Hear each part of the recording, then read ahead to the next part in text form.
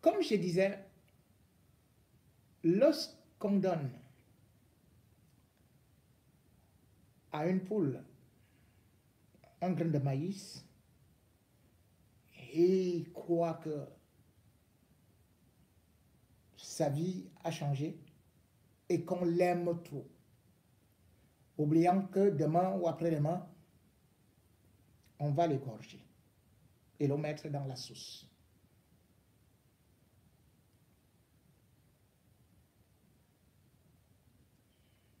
Tous ceux qui ont été avec Jean-Pierre Mugbelinga sont dans la sauce. Tous ceux qui ont cru que c'était un frère, ils se sont rendus compte que c'était un adversaire. Aujourd'hui, j'ai la douleur pour un frère. J'ai la douleur pour quelqu'un qui était aussi digne, dont le père avait d'ailleurs été directeur du courrier à la présidence de la République, qui pouvait même être le beau-frère de Paul Biya, puisque sa sœur pharmacienne, Paul Biya, lui fit beaucoup Dieu doux jusqu'à... Ce monsieur également est ce qu'on peut appeler un homme qui a tendu des mains à ses frères et qui a été abusé et qui se trouve aujourd'hui à la prison de Kondengui. Cet homme s'appelle William Solo. William Solo est celui-là qui également était parmi les premiers à offrir les marchés à Jean-Pierre Mugbelinga. William Solo a été directeur de l'ONADEF, puis est parti faire le cacao lorsqu'il est tombé dans le chômage, ou bien quand l'ONADEF n'existait plus, jusqu'à ce qu'il fût rappelé par Paul Biya quelques 12 ans après pour venir diriger Camwater. Arrivé à Camwater le 27 mars 2012, eh bien, il a essayé de vouloir réorganiser, mais ne sachant pas qu'il était dans la gueule du loup. Celle de Jean-Pierre Mugbelinga, qui pourtant était venu le voir en disant qu'il fallait qu'il sponsorise Tour d'Horizon, qu'il sponsorise quelques médias. Et c'est ainsi que Jean-Pierre Mugbelinga, profitant de ce qu'on appelle la proximité sociologique du département de la Mofouakono, va gagner beaucoup de marchés. Ces marchés, pour la publicité, il va en abuser jusqu'à lui faire chanter. Presque chaque mois, il avait d'ailleurs 50 millions. Jusqu'à ce que, finalement, Jean-William Solo, ne sachant pas qu'il était tout simplement piégé, va voir comment est-ce que la corde se resserre au cou lorsqu'il est maintenant convoqué au CED pour une affaire de 350 millions qu'il a donné des marchés en 5 mois et que cela est très grave. Il va appeler Jean-Pierre Mugbelinga qui d'ailleurs lui disait que c'est lui la justice, c'est lui le ministre de la justice avec Laurent Esso parce qu'il pouvait tout faire, tout ce qu'il veut. Et finalement, après avoir été auditionné 4 fois, puis il sera presque au bout du rouleau, il va se rendre compte que, en fait, les problèmes d'eau que nous avons au Cameroun avaient été créés par Laurent Esso. Mais il ne le sait pas encore. Laurent Esso est à Tambacounda. Il va porter plainte au niveau du TCS le 31 mars 2014. Il porte plainte sur la période de gestion allant de 2002 à 2004, période pendant laquelle, bien évidemment, Atanakuna, qui est aussi un frère de Jean-William Solo, que Jean-William Solo a aussi aidé, comme il a aidé Amour Belinga, eh bien, il va donc demander juste l'audit parce qu'il voit qu'il y a plein de choses qui ne marchent pas là et qu'il y a des trucs qui viennent du Maroc. En réalité, ils avaient créé un scénario qu'on appelle la CDE. Comme je vous ai dit que ces gens-là, dans tous les secteurs, ils ont volé. Dans tous les secteurs, ils ont créé un machin incroyable. La SNEC était dirigée par Obufogo. Quelqu'un aussi de la Mofoakono. Mais finalement, on a monté qui à Tambacounda pour aller le désinguer. On fait de Tambacounda administrateur provisoire. Administrateur provisoire, allez, on change la SNEC, ça devient Camwater. Il reste directeur de Camwater, ça ne s'améliore pas. Et ils vont même créer un autre truc qu'on appelle la CDE. La CDE, il y a Mbengo dedans. Et il y a Laurent Esso dedans. Et il y a beaucoup de... Ils sont dedans pendant que les Camerounais n'ont pas d'eau. Et ils créent un réseau de mafia, justement seulement pour voler, au lieu d'investir, en disant que c'est des Marocains. Liam Solo va donc demander un audit sur cette période-là. Il saisit le TCS. Quand il saisit le TCS va donc indiquer, va saisir aussi ce qu'on appelle un expert comptable. Un expert comptable, Fernand Tchakounte, pour faire l'expertise pour cette période-là. Il va rendre son expertise le 14 mars 2016. Il rend ça au tribunal criminel spécial qui se rend compte qu'il y a trop de détournements. Au lieu de ça, parce que immédiatement, ça concerne Atanakuna. Atanakuna appelle Jean-Pierre Amour-Belinga. Jean-Pierre Amour-Belinga qui gagne le marché chez Laurent Esso. Jean-Pierre Amour-Belinga dit, c'est plutôt William Solo. Jean-Pierre Amour-Belinga part voir Laurent Esso et lui dit, allez, feu sur William Solo. Voilà comment est-ce que, un mois plus tard, un complément arrive. C'est-à-dire que vous avez demandé l'audit. Subitement, un complément d'audit arrive, ce que vous n'avez pas demandé. Hein. Et l'audit là ne concerne pas la période de 2005, 2006, 2007, 2000. Non, non, non, non. Ça concerne seulement la période où Solo est nommé, c'est-à-dire que 2012-2016. Voilà comment est-ce que Solo, Jean-William, qui portait plainte et qui avait trouvé qu'il y avait des milliards qui étaient dilapidés, c'est comme ça que c'est lui qui se retrouve en train d'être poursuivi. On prend la gestion chaotique d'Atanakuna et de Laurent Esso pour lui imposer ça. Et c'est comme ça qu'il va se retrouver dans la merde. Mais cependant, Amour Belinga va toujours essayer de lui dire non, ça va, et ça, tu n'iras jamais en prison. Et d'ailleurs, le tribunal spécial s'est saisi de cette affaire. On commence à l'appeler jusqu'à ce que on va donc sortir des dossiers. Parmi ces dossiers, il y a le fait qu'il donne des marchés à Jean-Pierre Amour Belinga avec ses multiples entreprises où il se retrouve avec même un journal qui n'est jamais sorti qu'on appelle Mediamonde. Mediamonde.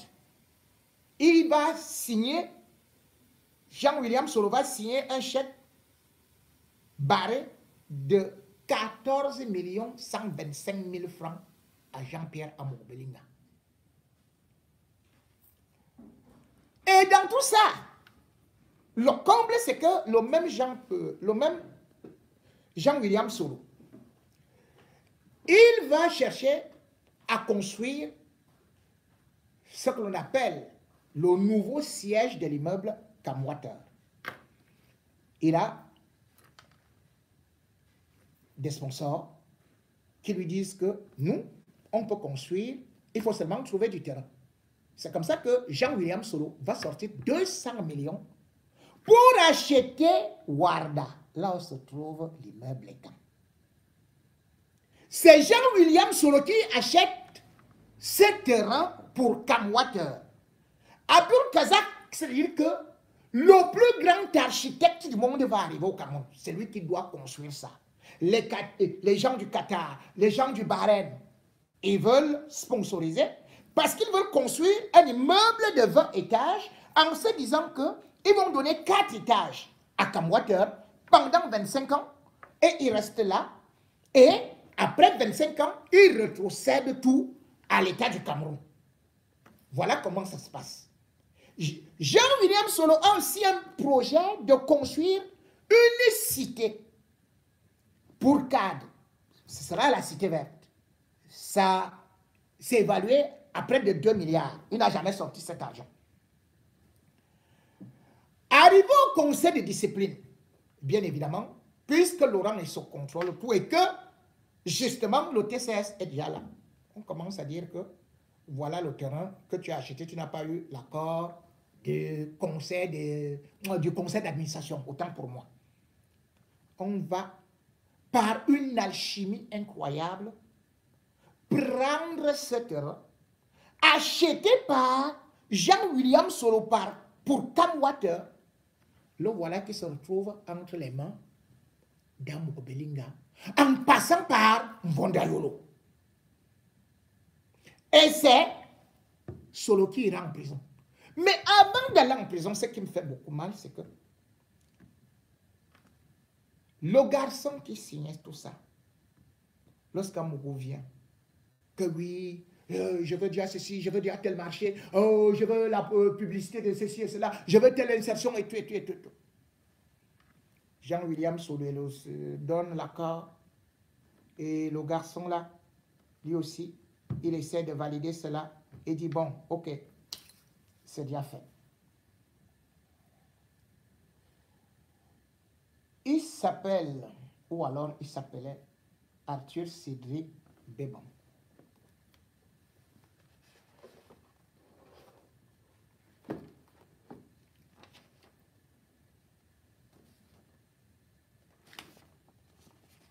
Il était chef service financier. C'est la raison.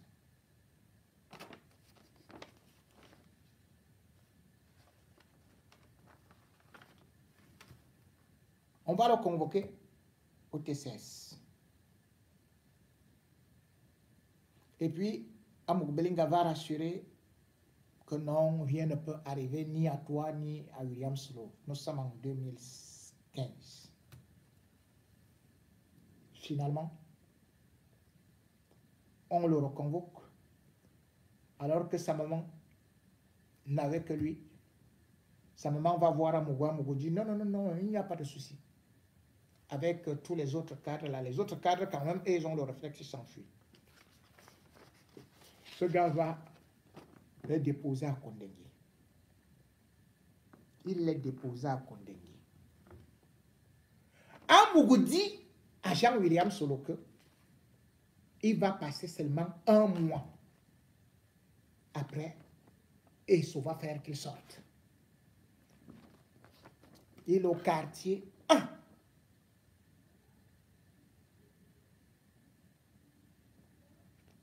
Voilà. Local 21.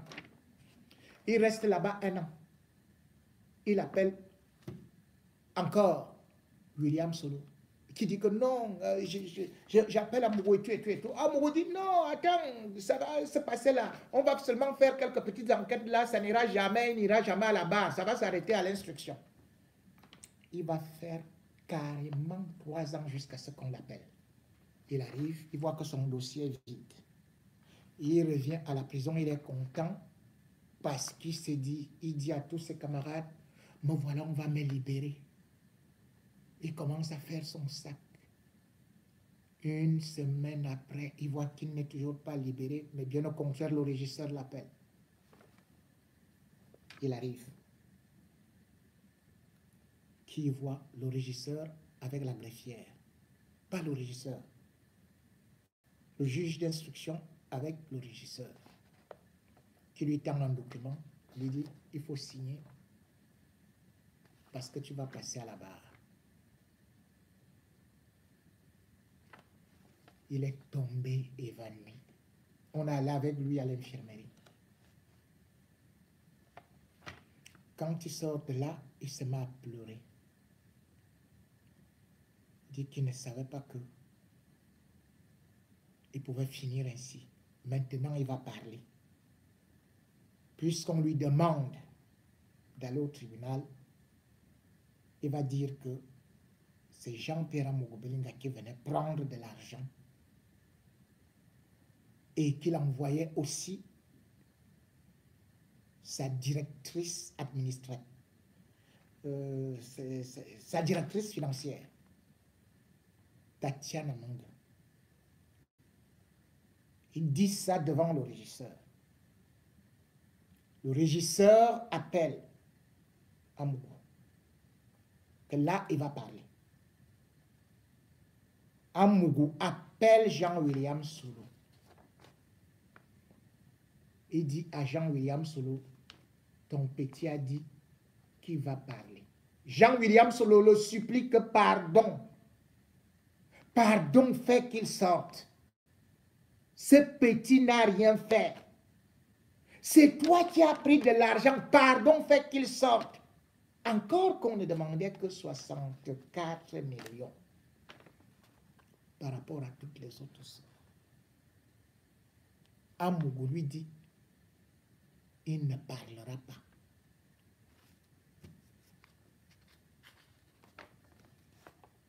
Trois jours plus tard, à 14 heures, pendant qu'il était en train de vouloir manger, il commence à vomir du sang. Il avait été empoisonné. Il n'a même pas tenu 10 minutes. Le sang sortait partout, au nez, aux narines. Il est mort. Arthur Cédric Bebon. Il a été emballé dans des draps. Et c'est comme ça qu'il est parti. Au lieu de s'arrêter là, parce que le petit avait aussi appelé la directrice des affaires financières et lui a dit, je vais tout dire. Je vais citer ton nom. Amogo-Belinga lui a dit, est-ce qu'il t'a appelé? Parce que la femme dit, oui, moi j'ai peur. Patron, vous m'envoyez seulement là-bas pour aller prendre de l'argent. Amogo lui a donné rendez-vous. Quelque temps après. Le 2 juin 2018, lorsqu'Amogo a déjà la certitude que la fille, la directrice des affaires financières, est en train de trembler et qu'on l'a déjà convoquée. Parce que certainement sa maman était partie parler. Amogo convoque sa directrice financière, Tatiana Manga, Il lui dit, viens me trouver au bureau. À 9 h. Alors qu'Amougou arrive souvent à 11 h. Arrivé au bureau, il y avait l'autre bourreau qui attendait, Fouda Abega.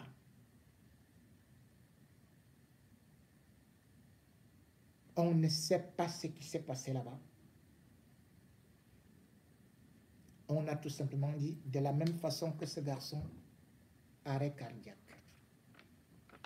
S'en sortait au niveau des narines. La femme qui venait de se marier, il y avait juste 5 mois. La femme qui partait portait souvent l'argent, même de la ligne 94. C'est comme ça qu'elle a été sacrifiée. Jean-William Solo, lui-même a été arrêté, jeté à la prison de Kondengui, où aujourd'hui, il marche avec une veste, une culotte et les baskets en parlant seul. Amougou l'a oublié. Amougou a arraché le terrain d'une société avec Mbondayolo.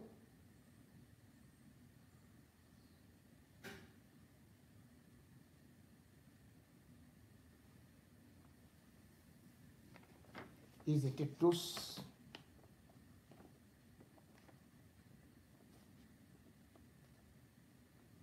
des femmes bêtises.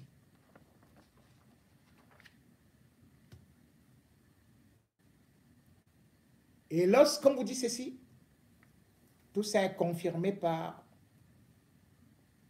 Bruno Bidjan, qui non seulement a déjà peur, mais aussi confirme quand même que c'est Belinga qui a assassiné Martinez Zogo et que Belinga et Laurent et se sont aussi en train de construire 5 stations. Je vous ai dit qu'il est arrivé là-bas, non? Si lui, il discute, vous voyez, il n'a pas ses photos. Hein? Bruno Bidjan, te voici. Tout ce que tu disais, et partout où tu vas, je te suis. Te voilà, non? Te voilà. Tu veux qu'elle te montre avec qui tu étais? Partout où tu parles là, je suis au courant. Le mal que tu as fait, et comme ça te gratte déjà, voilà. Voilà ça. Ah, tu veux que je te montre encore d'autres photos? Non. Hey, vous étiez en train de manger le héros, hein? Voilà un de mes fils. Bon, je fais seulement comme ça. Je ne veux pas, je ne veux pas l'exposer. Mais tu avais déjà dit de partir de l'affaire là-haut. Voilà comment vous partez toujours. J'avais dit aussi à Matouké.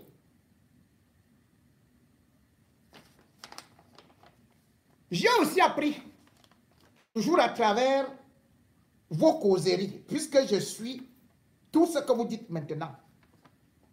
J'ai appris que vous êtes en train de tout faire pour rencontrer, pour que Amougou rencontre, ou bien que Bruno Bidjan, ou bien un de mes anciens fils aussi, là, je ne vais pas aussi montrer sa photo, qui rencontre la femme de Martinez Zogo. Vous n'allez pas la rencontrer. Si vous la rencontrez, Madame Zogo, Diane Zogo, si on te fait des propositions, ne parle pas, sinon toi-même je vais t'étaler. Je les surveille partout où ils iront. Fouda Bega, je suis au courant. Je suis au courant que tu as déjà pris Inès Belinga, qui dormait aussi chez toi là. Mais vous te calcule, hein? Parce qu'on est parti dire, Ebodé, Norbert Ebodé, est parti dire à Mougou que tu as engrossé sa nana, Inès Belinga. Donc, comme tu as appris à tuer là, comme c'est toi qui l'as utilisé pour empoisonner les gens et tuer, sache que toi-même, ce que tu as fait aux autres, ça va t'arriver. Mais il a déjà demandé que Inès Belinga enlève la grossesse là. Vous allez vous manger entre vous. C'est comme ça. Comme je vous dis là, je vais vous donner, chacun va marcher, vous allez vous contrôler. Je serai avec vous partout. Parce que les plans que vous avez sont terriblement machiavéliques et nous n'allons pas accepter que des bandits prennent ces pays en otage et continuent à tuer. Quand tu as Bruno Bidjan, je ne veux pas encore dire à Amourou, ton dernier plan que tu as. Je laisse d'abord qu'il te fasse confiance. Après, quand tu vas réussir le coup là, je vais seulement venir rire. Je vais rire.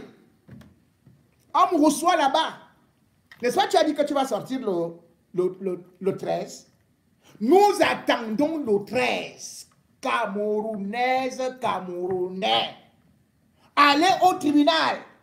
Comme Laurent Esso a dit. Kamougou doit sortir le 13 selon ce qu'ils sont en train de se raconter.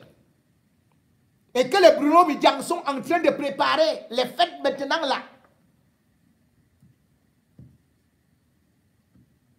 Allez le 13. Ce monsieur est dangereux dehors.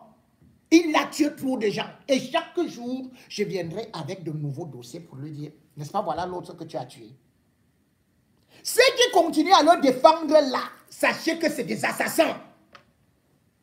Un vrai Fambeti ne peut pas défendre un voleur, un meurtrier. Encore que ce meurtrier ne tue que les gens de sa tribu en premier. Vous vous rendez compte?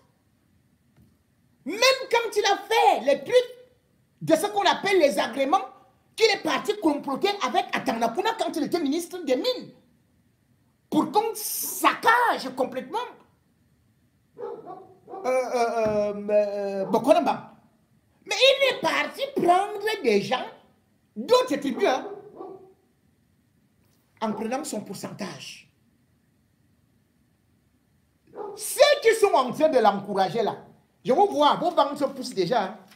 Voilà alors vos photos. Je vous ai dit, moi je vous ai formé en train d'aller vous détruire. Je vous ai formé, j'avais dit ça à Obama, hein. C'est moi qui ai formé Obama, vous le savez, non? C'est moi qui avais formé Parfait ici, non? Mais vous voyez, non? Ce qu'il a fait d'eux. Vous qui êtes là avec lui, je ne vais pas pleurer quand ça va vous arriver. Parce que comme vous aimez le euro, voilà, vous êtes assis là, regardez comment vous avez déjà des ventres. Regardez-moi ça. Vous êtes partout, vous êtes partout. Oh, directeur de ceci, chef de ceci, cela. C'est ce que vous a appris. Des mangeurs de gourmands comme ça. Après, on va vous mettre le harat à dalle. Ok.